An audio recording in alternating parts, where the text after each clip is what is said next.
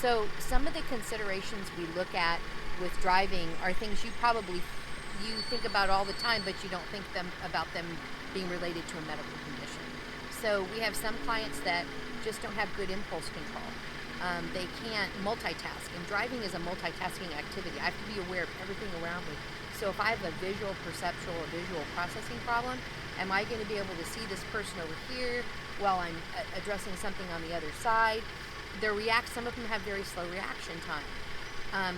Other ones will get very obsessed again with like social media or the radio or something, and we need to divide our attention and prioritize where our attention needs to go to be safe drivers. So there's lots of things we consider. I would say most of my clients that drive are probably started driving older than I did. I think I drove at the age of 15 or 16. Many of them are not even starting training until they're 18. So we take a lot more time with them practicing. I would say we practice at home a lot before we do a certified driving class. Sometimes our kiddos tend to need more of a one-on-one type of instruction, so we'll do more of a private driving class, not us in the office, but we'll hire drivers that do this privately where they can give them that undivided private attention. And we wait a long time until they actually pass their test. There's many of them that do pass their driver's test that still struggle. You have to be mindful that they can be victims of an accident just like anybody else. And some of them go into fight or flight, so the reaction to things is a little more severe. So we make all kinds of considerations for that.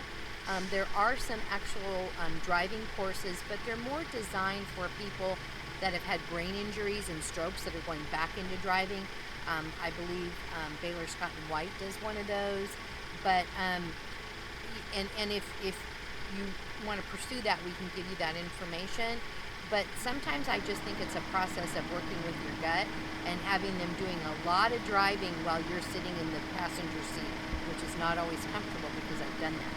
So my son has struggled he's had a few accidents, and he's learned over time that he has to attend to things. Even though he has the ability, does he have the ability every day and in every situation that's around? Actually considering traffic jams and unpredictable things that go on in the world. So again, I always say, talk to your clinicians. Your PTs and your OTs are going to have a much better idea of that ability and how all the factors that are going on with them related to their disability might impact actual driving. The great thing about today's day and age is we can get around without driving very easily. You can teach your kids to use Uber. You can do some of the public transportation, biking, all kinds of things. There's lots of options available.